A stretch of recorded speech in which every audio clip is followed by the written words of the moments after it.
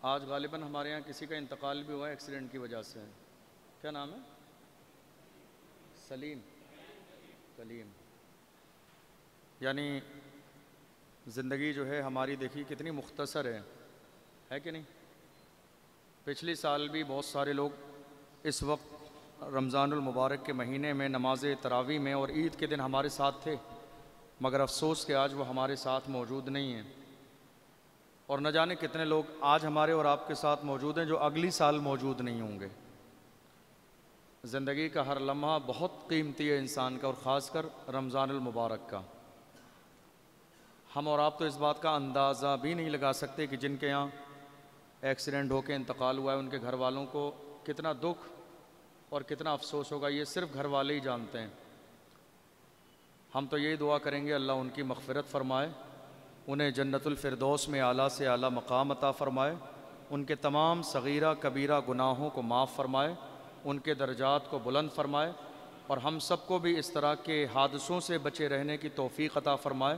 ہم سب کو رمضان میں زیادہ سے زیادہ عبادات کرنے کی توفیق عطا فرمائے. بسم اللہ الرحمن الرحیم. وما ابرئ نفسی ان النفس لامارۃ بالسوء الا ما رحم ربی ان ربی غفور الرحیم. تو بات ہماری کل یہاں تک ہوئی تھی کہ حضرت یوسف علیہ السلام، جو آپ نے پچھلی آیت سنی، وَدَخَلَ مَعَهُ السِّجْنَ فَتَيَانِ قَالَ أَحَدُهُمَا إِنِّي أَرَانِي أَعْصِرُ خَمْرًا وقال الآخر إني أراني أحمل فوق رأسي خبزا تأكل الطير منه نبئنا بتأويله إنا نراك من المحسنين. کہ حضرت یوسف علیہ السلام جب سجن میں داخل ہوئے، جیل میں، تو آپ کے ساتھ دو جوان بھی داخل ہوئے تھے.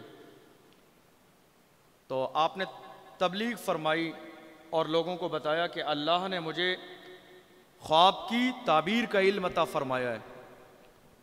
تو ان دو شخصوں نے، جو بادشاہ کے جو ہے ایک شراب پلانے والا اور ایک وابرچی، ان دونوں پر یہ الزام تھا کہ انہوں نے کھانے میں زہر ملایا اور پانی میں یا شراب میں، اس لیے انہیں جیل بھیجا گیا. تو یہ دونوں آئے حضرت یوسف علیہ السلام کے پاس، کہا کہ آپ کو تو اللہ نے جو ہے خواب کی تعبیر کا علم عطا فرمایا، تو آپ یہ بتائیے. ایک شخص نے کہا، یعنی جو پانی پلاتا تھا، شراب پلاتا تھا، اس نے کہا میں نے یہ دیکھا ہے کہ میں ایک باغ میں ہوں، 3 انگور کے جو ہے خوشے ہیں اور میں اسے نچوڑ رہا ہوں اور پیالے میں بادشاہ کو دے رہا ہوں.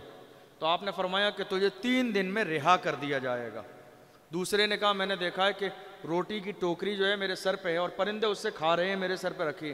آپ نے فرمایا کہ تجھے 3 دن کے بعد یا 3 دن کے علاوہ تجھے جو ہے سولی دی جائے گی، تجھے لٹکا دیا جائے گا اور پرندے تیرا یہ سر اور تیرا مغز کھائیں گے. جب آپ نے یہ بات بتا دی تو ان دونوں نے ہنستے ہوئے کہا کہ ہم نے تو کوئی خواب دیکھا ہی نہیں تھا. کیا کہا؟ ہم نے خواب ہی نہیں دیکھا تھا، ہم تو بس میں مذاق فرما رہے تھے. تو حضرت یوسف علیہ السلام نے فرمایا تھا کہ اب تم نے خواب دیکھا ہو نہ دیکھا ہو، اب وہی ہوگا جو میں نے کہہ دیا ہے. اب تم نے دیکھا ہو یا نہ دیکھا ہو، وہی ہوگا جو میں نے کہہ دیا ہے. تو بہرحال ان کے ساتھ وہی ہوا جو کہہ دیا. حضرت یوسف علیہ السلام نے جس شخص کے بارے میں کہا تھا کہ 3 دن کے بعد تجھے رہا کر دیا جائے گا، اچانک سے 3 دن کے بعد اس شخص کی رہائی کا پروانہ آیا. اور جب پروانہ آیا تو حضرت یوسف علیہ السلام نے فرمایا تھا اذکرنی عند ربک، کہ تم اپنے بادشاہ کے سامنے میرا ذکر کرنا. جب تم نکل کے جاؤ، تم بادشاہ کے اتنے قریبی ہو، بالکل اس کے دائیں اور بائیں رہتے ہو پانی اور شراب پلاتے ہوئے، تو اس کے پاس میرا ذکر کرنا کہ وہاں پر ایک شخص ایسا بھی ہے جسے ظلماً جیل میں ڈال دیا گیا ہے. اذکرنی عند ربک فانساہ الشیطان ذکر ربہ فلبث فی السجن بضع سنین. جب وہ شخص گیا، آزاد ہو گیا، جس ڈیوٹی پر تھا اس پر بحال کر دیا گیا. فانساہ الشیطان، شیطان نے بھلا دیا اس کو، شیطان نے اس کو بھلا دیا کہ وہ بادشاہ مصر کے سامنے یہ ذکر کریں کہ یوسف نام کا ایک شخص جیل میں موجود ہے. تو قرآن نے کہا فَلَبِثَ فِي السِّجْنِ بِضْعَ سِنِينَ، تو وہ اور کئی چند سالوں جیل میں رہے. مفسرین نے اس کی تفسیر فرمائی ہے کہ اس دن سے پہلے 5 سال پہلے جیل میں رہے، اور جب وہ شخص نکل کے گیا اور آپ نے فرمایا میرا ذکر کرنا اور وہ بھول گیا، اس کے بعد 7 سال تک آپ جیل میں رہے.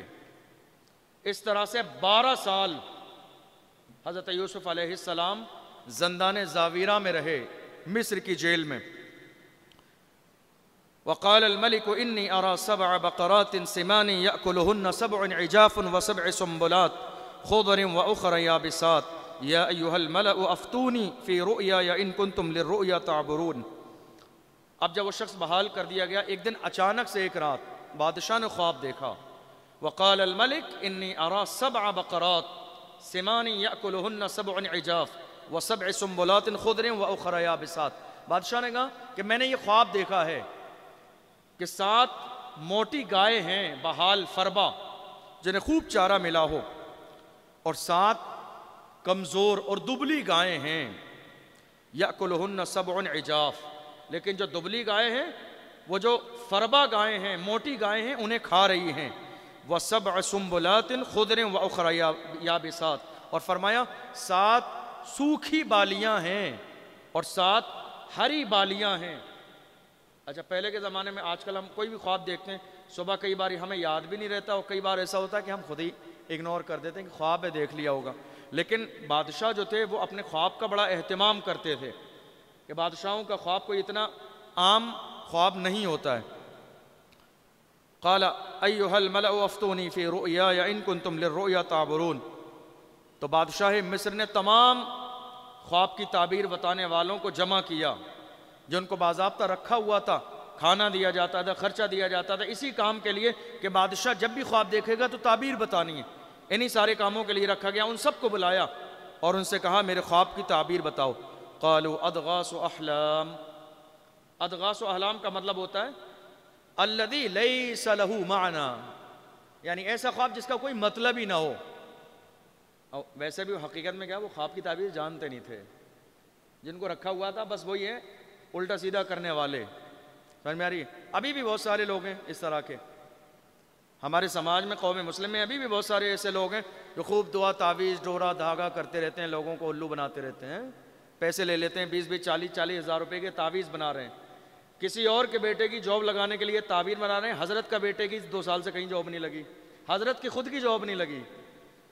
بات سمجھ میں آ رہی ہے؟ کتنا اندھ پھیلا ہوا، یہ سمجھنے والی بات ہے یار۔ خدا کے بندو، تمہارے ہاتھ میں رسول اللہ کا دامن ہے، تم اللہ کے بندے ہو۔ قرآن کہتا ہے وَإِذَا سَأَلَكَ عِبَادِي أَنِّي فَإِنِّي قَرِيب، اے میرے بندو مجھ سے مانگو تو صحیح، تم مانگو گے میں سننے والا ہوں، تم ہاتھ پھیلاؤ گے میں تمہارے ہاتھوں میں دینے والا ہوں، تم فریاد کرو گے مجھ سے زیادہ تمہارے قوم قریب ہے۔ اجیب دعوت الداعی اذا دعانی، مانگو تو صحیح، مانگو مجھ سے، مانگو، دینے والا میں ہوں، فریاد سننے والا میں ہوں۔ قرآن شریف کے ایک جگہ اور بھی آیا ادعونی استجب لکم، مجھ سے مانگو دعائیں تو میں سنتا ہوں، قبول کرنا تو یہ میری ذمہ داری ہے، محبوب کے وسیلے سے مانگو۔ اللہ نے اتنی عظیم ذات تمہیں عطا فرمائی ہے محبوب کی شکل میں، لیکن لوگ اندھ وشواس میں، وہی لوگ بھی ایسے ہی تھے، پتہ ہی نہیں ان کو خواب کی تعبیر۔ انہوں نے کہا قالوا اضغاث احلام، ان کی کوئی تعبیر نہیں ہے، یہ تو ایسے خواب ہیں جن کا کوئی مطلب نہیں۔ وما نحن بتأویل الاحلام بعالمین، اور ہم تو کیا ہے بہت ساری تعبیریں بتاتے ہیں اور ہمیشہ بتاتے ہیں، یہ اگر خواب تعبیر والا ہوتا تو ہم تعبیر بتا دیتے، اس خواب کی کوئی تعبیر نہیں ہے۔ وقال الذي نجا منهما وادكر بعد امة انا انبئكم بتأويله فارسلون۔ اب وہی شخص کہ جس کو جو ہے یوسف علیہ السلام نے فرمایا اذکرنی عند ربک، کہ جب تم بادشاہ کے پاس جاؤ تو میرا ذکر کر دینا، اسے یاد ہی نہیں آیا، چونکہ بادشاہ نے معاف کر کے رکھ لیا تو وہ خدمت میں، مروت میں تھوڑی اور زیادہ زیادتی ہو گئی اور خدمت ہونے لگی کہ بادشاہ کی شفقتیں، محبتیں، نگاہیں، کرم اور توجہ اس پر پڑ گئی تو پوری توجہ خدمت میں لگا دی، یاد ہی نہیں آیا۔ قرآن نے کہا فَأَنْسَاهُ الشَّيْطَانِ، شیطان نے اس کو بلا دیا۔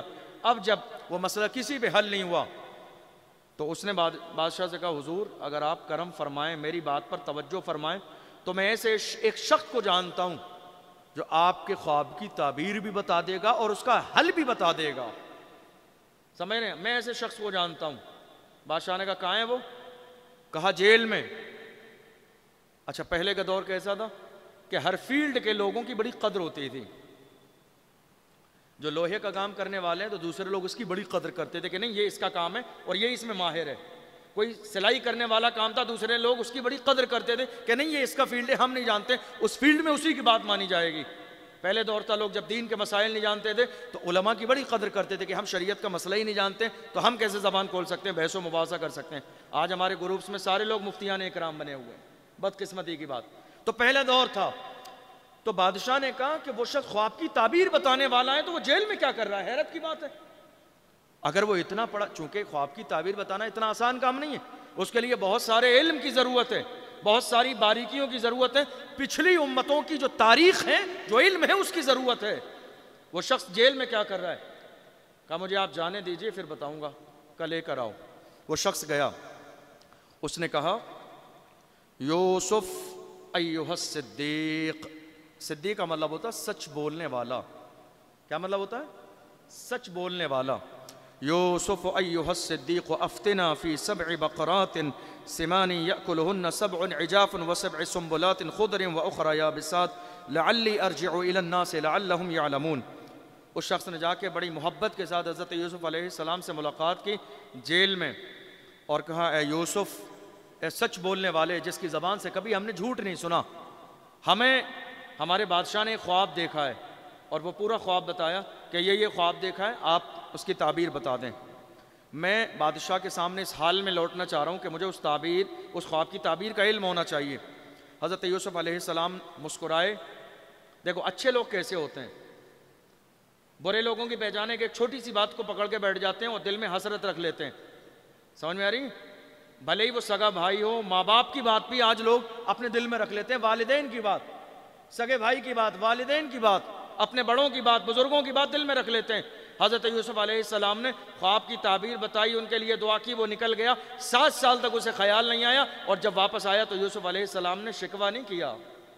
یہ بڑے لوگوں کا مزاج ہے، یہ اچھوں کی پہچان ہے کہ وہ شکوہ نہیں کرتے ہیں، بلکہ بس مسکرا کے سمجھنے والے کے لیے. بزرگوں نے فرمایا عقل مندرا اشارہ کافی، عقل مند کے لیے اشارہ کافی ہے. سمجھدار ہو تو مسکراہٹ میں سب بات سمجھ لی جاتی ہے کہ سامنے والا کیا کہنا چاہ رہا ہے.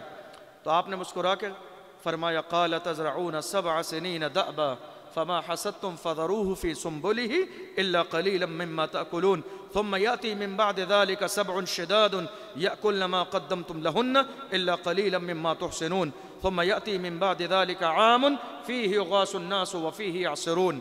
حضرت یوسف علیہ السلام نے خواب کی تعبیر بتائی. فرمایا پہلے 7 سالیں آئیں گی، جو 7 فربا گائے ہیں ان کا مطلب یہ ہے کہ پہلے 7 سالیں خوشحالی کی آئیں گی، جس میں خوب ساری تمہیں کھیتیاں کرنا ہے، بہت سارا مال اکٹھا ہوگا، اللہ خوب برکت دے گا. اور اس کے بعد 7 سالیں ایسی بھی آئیں گی جو قحط سالی کی ہوں گی، جس میں غلہ نہیں اگے گا. سمجھے؟ اور ان 7 اور 7 سالوں کے بعد پھر 1 سال ایسا آئے گا کہ جس میں اللہ چاروں طرف بارشیں نازل فرمائے گا. اب جب یہ آپ نے خواب کی تعبیر بتا دی، سامنے والے کو بھی سمجھ میں آ گئی، وہ خوش ہو گیا اور دوڑتا ہوا گیا بادشاہ کے پاس پہنچا. جا کے اس نے بیان کی انہوں نے کہ یہ تعبیر بتائیے خواب کی. تو بادشاہ مصر کو بات سمجھ میں آ گئی کہ یار تعبیر تو بالکل میرے دماغ کو لگتی ہے، بالکل پرفیکٹ بات ہے، ایسے ہی ہوگا. تو اس نے کہا اتنا قابل آدمی جو ایک لمحے تاخیر کیے بغیر اتنی بڑی خواب کی تعبیر بتا دے، اور جنہوں نے اتنے دن سے میں نے ان کو رکھے پالا ہوا ہے، کھلا رہا ہوں پلا رہا ہوں، ان کو بڑے بڑے لفافے اور نذرانے دے رہا ہوں، کوئی مطلب کی دوا نہیں ہے، ان کو تو باہر نکالو اور اس شخص کو لے کر آؤ، اس شخص کو لے کر آؤ جو جیل کے اندر موجود ہے. ٹھیک ہے؟ تو وہ شخص دوبارہ گیا. قرآن نے کہا وقال الملك ائتوني به فلما جاءه الرسول قال ارجع الى ربك فاسأله ما بال النسوة اللاتي قطعن ايديهن ان ربي بكيدهن عليم. وہ شخص دوبارہ سے گیا اور اس نے کہا مبارک ہو بادشاہ سلامت، یوسف آپ کو بلا رہے ہیں. حضرت یوسف علیہ السلام نے فرمایا میں ایسے نہیں جاؤں گا، اپنے بادشاہ سے جا کے کہو پہلے اس قضیے کو حل کرے، پہلے اس مسئلے کو حل کرے کہ ان عورتوں والا مسئلہ جنہوں نے انگلیاں کاٹی تھی وہ حقیقت کیا تھی، تاکہ جس عزیز مصر نے مجھے اپنے گھر میں رکھا کھلایا پلایا اس کو اس بات کا احساس ہو جائے اور یہ قضیہ واضح ہو جائے کہ میں خیانت کرنے والا نہیں ہوں. اس بات کی پہلے وضاحت ہو، اس کے بعد میں بادشاہ کی بات قبول کر کے جیل سے باہر نکلوں گا. وہ شخص پھر واپس آیا، اس نے بادشاہ کو بتایا ایسی باتیں، وہ آنا نہیں چاہتے ہیں جب تک کہ وہ مسئلہ حل نہ ہو. فرمایا قال ما خطبكن اذ راوتن يوسف عن نفسه قلنا حاشا لله ما علمنا عليه من سوء. حضرت یوسف علیہ السلام نے جمع نہ کیا، وہ شخص آیا ساری بات بتائی. تو بادشاہ نے کہا ان ساری عورتوں کو جمع کرو جو اس وقت میں موجود تھیں، زلیخا کی جو ہے بلاؤ. عزیز مصر کو کہا لے کر آئے. زلیخا بھی آ گئیں, وہ عورتیں بھی آ گئیں کہ جنہوں نے اپنی انگلیاں کاٹی تھیں, اور انہوں نے کہا بادشاہ مصر نے قال ما خطبکن اذ راوتن یوسف عن نفسی, اس قضیے کے بارے میں بتاؤ, کیا یوسف نے تمہیں اپنی طرف لبھانا چاہا, کیا تمہیں اپنی طرف مائل کیا؟ قلنا حاش للہ ما علمنا علیہ من سوء, ان ساری عورتوں نے کہا کہ نہیں, ہم نے آج تک یوسف کے اندر ایک ذرے کے برابر کوئی برائی نہیں دیکھی, ہم نے کوئی برائی نہیں دیکھی یوسف کے اندر, بلکہ یہ صرف ہمارا فریب تھا کہ ہم نے انہیں اپنی طرف لبانا چاہا. قالت امرأۃ العزیز, عزیز کی بیوی نے کہا, یعنی زلیخا نے کہا, الآن حسحس الحق, یہ بڑا خوبصورت جملہ ہے, الآن حسحس الحق, انہوں نے نظر جھکا کے کہا تھا اب تو حق ظاہر ہو گیا, ہم میں کوئی بات بدلوں تو بدلوں کیسے, حق ظاہر ہو گیا. اور ساری عورتوں نے صحیح گواہی دے دی, الآن حسحس الحق, اب تو حق ظاہر ہو گیا. انا راودتہ عن نفسی, انہوں نے کچھ نہیں کیا, میں نے انہیں اپنی طرف لبھانا چاہا. وَإِنَّهُ لَمِنَ الصَّادِقِينَ, وہ تو بہت سچے ہیں, ہر طرح سے پرہیزگار ہیں. حضرت یوسف علیہ السلام نے یہ کیوں کہا تھا, یہ قضیہ حل کیوں کرایا, یہ مسئلہ اپنے جیل سے نکلنے سے پہلے قرآن نے اس کو واضح کیا, ذَلِكَ لِيَعْلَمَ أَنِّي لَمْ أَخُنْهُ بِالْغَيْبِ, تاکہ میرا مالک جان لے کہ میں نے اس کی غیر موجودگی میں اس کی بیوی کے ساتھ خیانت نہیں کی ہے. وَأَنَّ اللَّهَ لَا يَهْدِي كَيْدَ الْخَائِنِينَ, اور اس لیے کہ اللہ خیانت کرنے والوں کو ہدایت نہیں دیتا ہے. جب یہ بات واضح ہو گئی تو حضرت یوسف علیہ السلام کے لیے دوبارہ سے بادشاہ وقت نے کیا کیا, ایک لشکر تیار کیا, شاہی انداز میں سواری تیار کرائی, شاندار لباس بھیجا, اور بہت سارے لشکری اس کے ساتھ بھیجے. کہا نہیں, اب اتنا عظیم انسان ہے تو اب عام انسان کی طرح نہیں لانا ہے, ایک شاہی انداز میں لباس لے کر جاؤ, نہلانا, نیا لباس پہنانا, شاہی لباس, اور شاہی انداز میں محل کے اندر لے کر جاؤ, استقبال کیا جائے گا. پورا لشکر جاہو جلال کے ساتھ پہنچا, بتایا کہ سارا معاملہ حل ہو گیا ہے, الحمدللہ پورے مصر کے سامنے یہ واضح ہو گیا کہ آپ بے قصور ہیں اور آپ کو ظلماً جیل میں رکھا گیا, اب آپ تشریف لے چلیے. اس وقت میں حضرت یوسف علیہ السلام نے ایک جملہ کہا جہاں سے 13واں پارہ شروع ہوتا ہے. 13واں پارے کا نام کیا ہے معلوم ہے آپ کو؟ قرآن پڑھے ہو کوئی ایک آدمی؟ 13واں پارے کا نام نہیں پتا کسی کو؟ کسی کو 13ویں پارے کا نام بتائیں کیا ہے؟ وما ابرئ نفسی, کیا فرمایا؟ میں جو محفوظ رہا, وما ابرئ, جو میں بری رہا اس گناہ سے, وما ابرئ نفسی ان النفس لامارۃ بالسوء, نفس تو وہ ہے جو بڑے گناہوں کی طرف لے جانے والا ہے, الا ما رحم ربی, اگر میرا رب رحم نہ فرماتا تو میں اس گناہ سے بچ نہ پاتا. دیکھیے آپ اس جملے پہ غور کیجئے. حضرت یوسف علیہ السلام, ہم تو 2 رکعت نماز پڑھ لیں تو فضیلت سناتے رہتے ہیں, اگر کبھی دھوکے سے تہجد کی نماز پڑھ لیں تو پورے دن میں کہیں نہ کہیں گفتگو میں کسی نہ کسی کو بتا ہی دیں گے کہ آج میں ذرا 3 بجے ہی اٹھ گیا تھا, جلدی اٹھ گیا تھا, تو میں نے سوچا لاؤ تہجد کی نماز پڑھ لوں. پھر میں نے تہجد کی نماز پڑھی اور جو ہے قرآن شریف پڑھا, اس کے بعد سحری کھائی. ارے خدا کے بندو, یہ بتانا کیوں ہے؟ ڈاکٹر اقبال نے کہا تھا, گن گن کے تسبیح پڑھنا چھوڑ دے اقبال, اس کے لیے کیا حساب لگانا جو تجھے بغیر حساب دیتا ہے, اس کے لیے کیا حساب لگانا, اس کے ذکر میں کیا حساب لگانا جو تجھے سب کچھ بے حساب دیتا ہے. گن گن کے تسبیح پڑھنا چھوڑ دے اقبال. حضرت یوسف علیہ السلام کیا فرما رہے ہیں؟ ہم تو کہتے ہیں نہیں میں نے کیا, قوم مسلم تباہ و برباد ہوگی اس جملے میں میں نے کیا, میں نے کیا. خدا کے لیے اس میں کو بدل کے ہم میں تبدیل کیجئے. جب بھی بولیں تنہا بھی کریں تو ہم استعمال کیجئے, سنگولر اینڈ پلورل, ایک اور ایک سے زیادہ, ایک استعمال مت کیجئے. میں نے کیا, مزاج ہی بنائیے ہم نے کیا. حضرت یوسف علیہ السلام کیا فرما رہے ہیں؟ اگر خطا ہو جاتی تو وہ مجھ سے ہوتی, مگر میں محفوظ رہا گناہ سے تو یہ صرف اللہ کا کرم ہے, میری کوئی محنت نہیں ہے. الا ما رحم ربی, اگر میرا رب رحم نہ کرتا تو نہ جانے کیا ہو جاتا. ان ربی غفور الرحیم, بے شک میرا رب بخشنے والا رحم کرنے والا ہے. اب اس کے بعد حضرت یوسف علیہ السلام جب آ گئے, محل میں آئے, تو وہ جتنے بھی خواب کی تعبیر بتانے والے تھے نا, محل میں رہتے تھے, وہ سارے کے سارے سامنے ہی کھڑے تھے. اور بادشاہ نے ایسے ہی وقت میں بلایا تاکہ ان کو پتہ چل جائے کہ یہ کسی مرض کی دوا نہیں ہے. دواء لا ينفع, ایسی دوا جس کا کوئی مطلب نہیں, کوئی فائدہ نہیں. سب کھڑے سامنے. ایسے ہی حال میں حضرت یوسف علیہ السلام کو بلایا گیا. حضرت یوسف علیہ السلام جب آئے, وقال الملک ائتونی بہ استخلصہ لنفسی.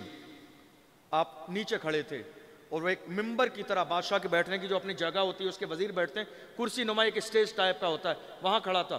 تو اس نے کہا تھا ائتونی بہ, یوسف کو میرے پاس لاؤ, ان کو میرے پاس لاؤ. یہ جملہ سننا تھا, لوگ سمجھ گئے تھے کہ اب یوسف کے دن بدلنے والے ہیں. بادشاہ نے اپنے برابر بلا لیا اور اس کے بعد کہا استخلصہ لنفسی, میں نے اپنے لیے خاص کروں گا آج سے یہ میرے سب سے زیادہ خاص آدمی ہوں گے, آج سے یہ میرے مشیر ہوں گے, مشورہ لینے والے. لیکن یہاں ایک اچھی بات مجھے یاد آئی کہ مشورہ اچھے انسان سے لینا چاہیے. یہ بہت امپورٹنٹ بات ہے. اگر غلط انسان سے آپ نے مشورہ لے لیا تو یقیناً وہ آپ کو تباہ و برباد کرا دے گا ہر فیلڈ میں.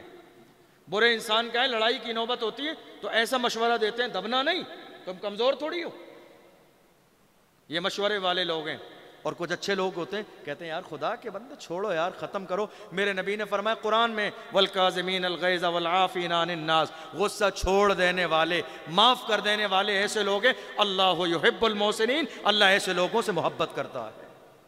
وہ فرمائیں گے نہیں معاف کر دو. میرے نبی کی حدیث ہے من تواضع للہ رفعہ اللہ, جو اللہ کے لیے معاف کرنے کا مزاج ڈال لے, میرے نبی نے فرمایا اللہ اسے بلندیاں عطا فرماتا ہے اور اس کو قیامت کے دن درجے عطا فرمائے گا. اور اگر معاف کرنے میں تمہاری عزت کم ہو جائے تو میرے نبی نے فرمایا قیامت کے دن مجھ سے لے لینا. اللہ اکبر, اس سے زیادہ بڑی بات اور کیا ہو سکتی ہے. مشیر, مشورہ دینے والا. انگلش میں اس کو کہتے ہیں ایڈوائزر, مشورہ دینے والا. عربی میں کہتے ہیں مستشار, مشورہ دینے والا. فرمایا میں اپنے لیے خاص کر لوں گا, آج سے یہ میرے ایڈوائزر رہیں گے, مجھے رائے مشورہ دیں گے. فلما کلمہ, تو جب آپ نے کلام کیا, اس نے پوچھا کہ آپ مجھے خواب کی تعبیر بتائیے سب کے سامنے, کیا خواب کی تعبیر بتانا ہے. تو اس وقت ہوا یہ کہ خواب بھی حضرت یوسف علیہ السلام نے بتایا کہ تم نے خواب یہ دیکھا. اگر کوئی مجھ سے آ کے سوال کرے شہر قاضی صاحب میں نے یہ خواب دیکھا, تو جتنی میری اوقات ہے اس کے مطابق میں چند جملے بتا دوں گا, خواب آپ بتاؤ گے. لیکن مجھے یہ کیسے علم ہے کہ آپ نے خواب کیا دیکھا ہے. مگر سبحان اللہ, یوسف علیہ السلام نے خواب بھی بیان فرمایا کہ تم نے یہ خواب دیکھا اور اس کی تعبیر یہ ہے. جب یہ دیکھا جو لوگ اللہ کی ذات پر ایمان رکھتے تھے تکبیر بلند کرنے لگے, اللہ کی بڑائی کرنے لگے کہ ہم کتنے سارے لوگ اس وقت میں کلمہ پڑھ کے مسلمان ہوئے کہ ہم یوسف کے رب پہ ایمان لاتے ہیں, ہم یوسف کے خدا پہ ایمان لاتے ہیں. اس کے بعد فلما کلمہ قال انک اليوم لدینا مکین امین, فرمایا آج سے تم میرے امانت دار ہو, آج سے میں تم پر بھروسہ کروں گا اور ہر کام تمہارے زیر نگرانی ہوگا.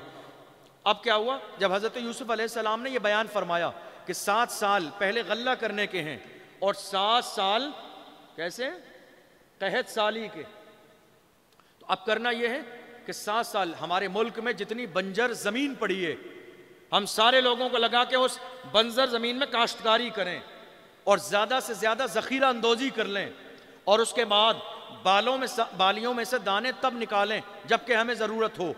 ایک بڑا گودام بنانا ہے ہمیں اور اس میں ہم ساری بالیوں کو, سارے غلے کو اس میں بھر دیں گے. جب جیسی ضرورت پڑے گی اس میں سے ہم نکالیں گے, بغیر ضرورت کے نہیں نکالیں گے. 7 سال تم کھیتی کر کے جمع کریں گے اور قحط سالی کے زمانے میں ہم اپنے لوگوں کو دیں گے. یہ مزاج بنایا. اب یہ ایک بہت بڑا کام تھا پورے ملک مصر کے لیے, ایک بڑا گودام بنانا, کاشتکاری کرنا, کھیتیاں کرنا, اس پہ غلہ لگانا. آپ نے جب یہ بیان کیا تو جو وہاں کاہن لوگ کھڑے تھے وہ کہنے لگے یہ بات ہماری سمجھ سے باہر ہے. اب وہ یہ ہے نا کہ جس کو نہیں ماننا ہے, حسد والا انسان کہیں نہ کہیں تو کمی نکالتا ہی ہے. آپ کتنی اچھا کام کر لیجئے, وہ کہیں نہ کہیں تو کمی نکال, ارے ایسا نہیں, ایسا ہوتا تو زیادہ اچھا تھا. ماننا نہیں ہے, یہ حسد کی علامت ہے. میرے نبی نے فرمایا حاسد کے لیے اتنا ہی کافی ہے کہ جب آپ خوش ہوتے ہو تو وہ جلتا رہتا, کڑتا رہتا ہے, اس کے لیے اتنا ہی کافی ہے. حضرت یوسف علیہ السلام نے جب خواب کی تعبیر بتائی اور حل بتایا کہ ایسا کر لو, تو کہا اتنی بڑی ہم حکومت کی جو رقم ہے کیسے لگا سکتے ہیں خالی یہ خواب کی تعبیر پر. آپ اللہ کے نبی تھے, آپ نے فرمایا جو کہہ دیا وہی ہونا ہے, بدلے گا نہیں, ادھر سے ادھر نہیں ہوگا, جو کہہ دیا وہی ہونا ہے. اب سب سے بڑا مرحلہ یہ تھا کہ اتنی بڑی ذمہ داری ہمیں ملے گا کون شخص؟ گودام بنانا ہے، پیسے خرچ کرنا ہے، کاشتکاری کرانا ہے، اس کے لیے کوئی ہیڈ چاہیے۔ آپ کی زبان میں کہہ لیجئے صدر صاحب، بات سمجھ میں آ رہی ہے؟ صدر صاحب کہہ لیجئے کہ کوئی تنظیم بنی کسی کام کے لیے تو اس کا کوئی ہیڈ بن گیا، ہیڈ کہہ لیجئے، صدر صاحب، سرپرست اعلیٰ کہہ لیجئے، جو آپ کی زبان میں آسان ہو کہہ لیجئے۔ سمجھ رہے ہیں آپ؟ اب آپ دیکھیے یہاں ایک باریک بات آپ کو بتاؤں، اگر کوئی شخص، اور یاد رکھنا اس جملے کو، آپ کی زندگی میں بھیلواڑہ میں کئی بار یہ جملہ کام آئے گا، اس لیے بتا رہا ہوں آپ کو یہاں یہ باریک بات، آپ کی زندگی میں کوئی کام ہو رہا ہے اور آپ جانتے ہیں کہ وہاں جتنے بھی لوگ کھڑے ہیں وہ اس کام کے اہل نہیں ہیں، اور آپ یہ جانتے ہیں کہ آپ اس کام کے اہل ہیں، تو آپ کے لیے شریعت کا حکم یہ ہے کہ آپ اپنی زبان سے کہیے کہ یہ کام مجھے دے دو، میں یہ کرنا جانتا بھی ہوں اور کرنے کی صلاحیت بھی ہے۔ آپ اپنی زبان سے کہیے، یہ حکم شریعت ہے۔ بات سمجھ میں آ رہی ہے؟ یہ حکم شریعت ہے، اس لیے کہ آپ اس بات کے اہل ہیں۔ آپ قدم نہیں بڑھائیں گے تو کوئی نااہل اس منصب پر بیٹھ جائے گا، اور حضور کی حدیث ہے اذا وسد الامر الى غیر اہلہ فانتظر الساعہ، اے لوگوں جب نااہل لوگ منصب پر بیٹھ جائیں تو بس قیامت آنا باقی ہے۔ اذا وسد الامر الى غیر اہلہ فانتظر الساعہ، جب نااہل لوگ صاحب منصب بن جائیں تو بس انتظار کرو کہ قیامت کب آنے والی ہے۔ زلزلے تو آنے لگے، انتظار کرو کہ قیامت کب آنے والی، سرکار کی حدیث ہے۔ تو حکم یہ کہ جو تم کرنا جانتے ہو اس کے لیے زبان سے کہہ دو۔ اب کیا ہوا؟ جب بادشاہ نے جہاں سارے لوگوں کے سامنے اعلان کیا کہ اتنی بڑی ذمہ داری کون سنبھالے گا، حضرت یوسف علیہ السلام نے کہا اجعلنی علی خزائن الارض، اے بادشاہ اگر تجھے بہتر لگے تو مجھے امین العام بنا دے، یہ پورے خزانوں کا مالک مجھے بنا دے، ان سارے خزانوں پر مجھے مقرر کر دے۔ انی حفیظ علیم، حفیظ کا معنی ہوتا ہے حفاظت کرنے والا، اور علیم کا معنی ہوتا ہے جاننے والا۔ تو آپ نے وہی دو جملے کہے، انی حفیظ علیم، میں حفاظت بھی کروں گا اور یہ جو کام ہونے والا ہے اس کو بہتر جانتا بھی ہوں۔ سمجھ رہے ہیں؟ چونکہ آپ کنعان کے رہنے والے تھے، غالباً یہ ملک شام کے علاقے کا ایک حصہ ہے میرے خیال سے، حاجی مبارک صاحب کو زیادہ معلوم ہوگا اس حوالے سے، ملک شام کا ایک حصہ ہے کنعان، تو وہاں کاشتکاری ہوتی تھی، کھیتیوں کا کام ہوتا تھا۔ آپ نے فرمایا میں بہتر جانتا ہوں۔ وَكَذَلِكَ مَكَّنَّا لِيُوسُفَ فِي الْأَرْضِ يَتَبَوَّأُ مِنْهَا حَيْثُ يَشَاءُ نُصِيبُ بِرَحْمَتِنَا مَن نَّشَاءُ وَلَا نُضِيعُ أَجْرَ الْمُحْسِنِينَ۔ پروردگار عالم نے فرمایا کہ ہم نے اسی طرح یوسف کو مصر کی سرزمین پر پاور دیا، دولت دی، منصب عطا فرمایا، اور ان کے ذریعے ایک بڑا کام ہوا۔ اس کے بعد اب کیا ہوا؟ وہ وقت آ گیا، کیا ہوا؟ قحط سالی کا زمانہ آ گیا۔ حضرت یوسف علیہ السلام نے کاشتکاری شروع کرائی، بنجر زمین پہ کام کرانا شروع کیا، پانی کا انتظام کیا، گودام بنانا شروع کیا، اور یہ سارے کام ہونے لگے۔ اور خود حضرت یوسف علیہ السلام گاؤں دیہاتوں کا سفر کرنے جاتے تھے، پورے علاقے میں جا کے دیکھتے تھے، مطالعہ کرتے تھے کیا ہو رہا ہے، معائنہ کرتے تھے کام ہو رہا ہے کیسے ہو رہا ہے، ایسا نہیں ایسے ہونا چاہیے۔ یہ ساری ذمہ داری حضرت یوسف علیہ السلام نے۔ یہ تو آپ کی زندگی کا ایک الگ پہلو ہے، لیکن حال یہ تھا کہ جب لوگوں کو پتہ چلتا تھا کہ اب یوسف محل سے نکلنے والے ہیں تو لوگ سڑکوں پہ لائن لگا کے کھڑے ہو جاتے تھے ایک نظر حسن یوسف کو دیکھنے کے لیے، ایک نظر حسن یوسف کو دیکھنے کے لیے۔ یہ ایک اپنی محبت ہے، یہ بھی اپنا ایک انداز ہے یوسف کے حسن کو دیکھنے کے لیے۔ اب کیا ہوا کہ جو عزیز مصر تھے ان کا انتقال ہو گیا، اور حضرت یوسف علیہ السلام 1 سال کے بعد جب یہ ذمہ داری ملی، اس کے 1 سال کے بعد آپ عزیز مصر بنا دیے گئے۔ آپ کو وہ انگوٹھی پیش کر دی گئی، مہر پیش کر دی گئی، سارے انتظامات آپ کے جو ہے حوالے کر دیے گئے۔ اب کیا ہوا؟ جب عزیز مصر مر گئے تو زلیخا اکیلی رہ گئی، محل آپ کے پاس آیا۔ اب زلیخا فراق یوسف میں گلیوں میں بھٹکتی ہیں، کبھی کہیں جاتی ہیں کبھی کہیں جاتی ہیں۔ پہلے کے زمانے میں جب شروعات کا دور تھا تو زلیخا ایک اللہ کے سامنے سجدہ نہیں کرتی تھی، اور ایک دن وہ بھی آیا کہ زلیخا نے اپنے ہاتھوں سے ان تمام معبودان باطل کو زمین پہ مار کے توڑا اور کہا میں ایمان لاتی ہوں یوسف کے خدا پر جس نے ایک عبرانی غلام کو کنویں سے نکال کر بادشاہ مصر بنا دیا ہے۔ میں نے پوری زندگی تمہاری عبادت کی، تمہیں مانا، تمہارے سامنے قسم قسم کے کھانے پیش کیے، مگر تم نے میری ایک نہ سنی، تم نے میری مدد نہ کی، میں ذلیل ہو گئی، میں رسوا ہو گئی، لوگوں نے تانے دیے، میری چھوٹی سی بات پورے ملک مصر میں پہنچ گئی۔ لیکن یوسف کو دیکھو، وہ ایک خدا کے سامنے سجدہ کرتا رہا، زندان زاویرہ سے نکال کے جس کو مصر کی بادشاہت عطا فرما دی، میں بھی اس پر ایمان لاتی ہوں۔ تو حال یہ تھا کہ جب یوسف علیہ السلام نکل کے جاتے تھے، لوگ جو ہے روڈ کے دونوں طرف لائن لگا کے کھڑے ہوتے تھے، استقبال کے لیے بھی اور دیدار کے لیے بھی۔ تو حضرت زلیخا بھی اس بھیڑ میں لائن میں کئی بار آ کے کھڑی ہوتی تھیں، ٹھیک ہے، اور وہ جو ہے نا آپ کو آواز دیتی تھی۔ اب جو ہے کسی کی اتنی ہمت کہاں کہ بادشاہ وقت کو نام لے کے پکار دے، یہ صرف آپ ہی تھیں جو بھیڑ میں کہتی یوسف، ڈنڈا لے کے آتی تھی، بھیڑ میں کھڑی ہوتی تھی اور کہتی یوسف۔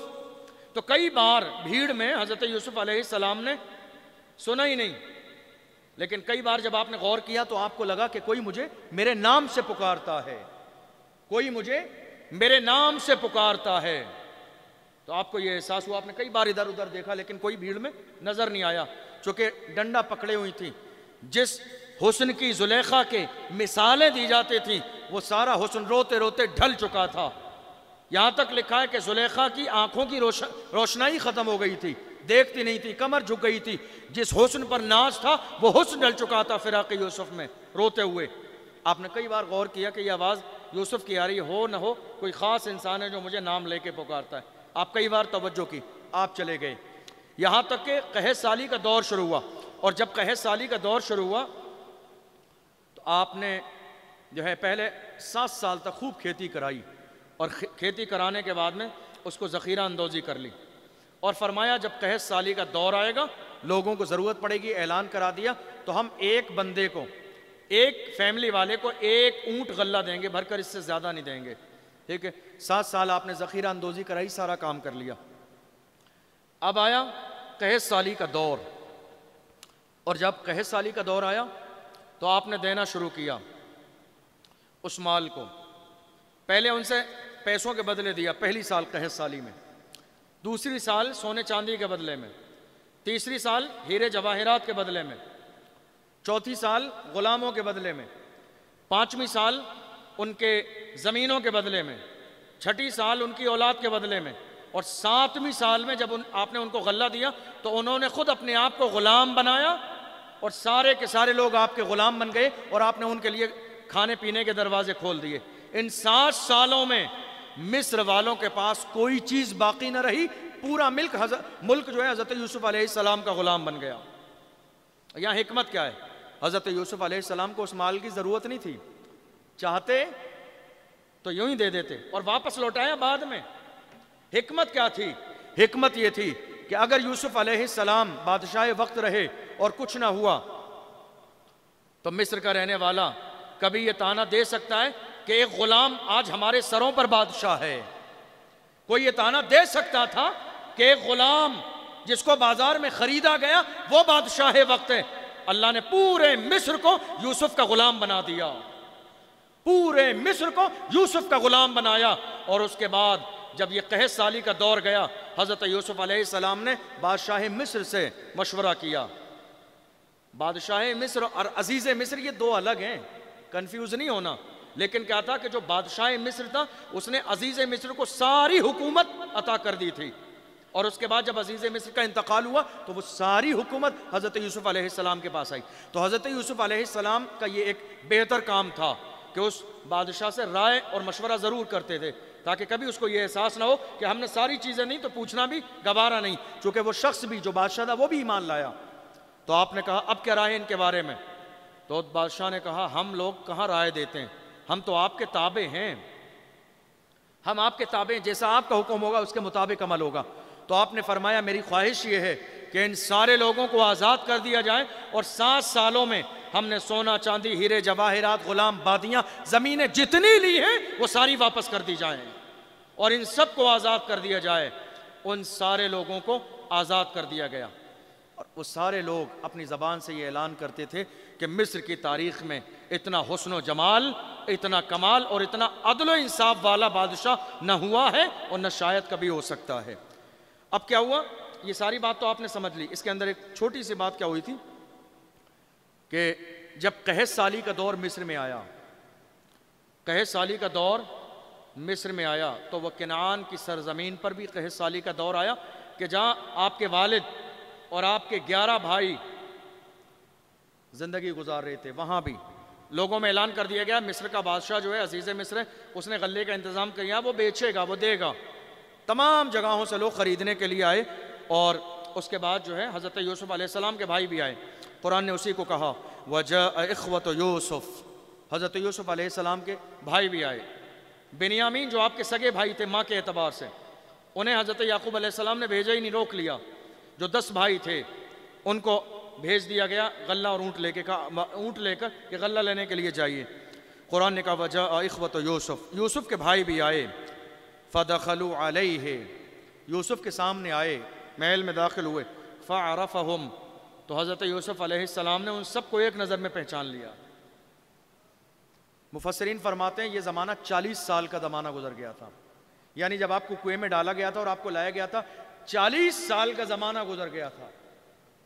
40 سال کے زمانے کا اتنا فرق ہونے کے باوجود مگر یہ حضرت یوسف علیہ السلام کی کمال نظر تھی۔ قرآن کہتا ہے فَعَرَفَهُمْ، انہوں نے ایک نظر میں بھائیوں کو پہچان لیا، وَهُمْ لَهُ مُنْكِرُونَ، اور ان کے جو بھائی تو وہ اس بات سے بے خبر تھے، انہوں نے پہچانا ہی نہیں حضرت یوسف علیہ السلام کو۔ حضرت یوسف علیہ السلام نے ایک نظر پہچان لیا۔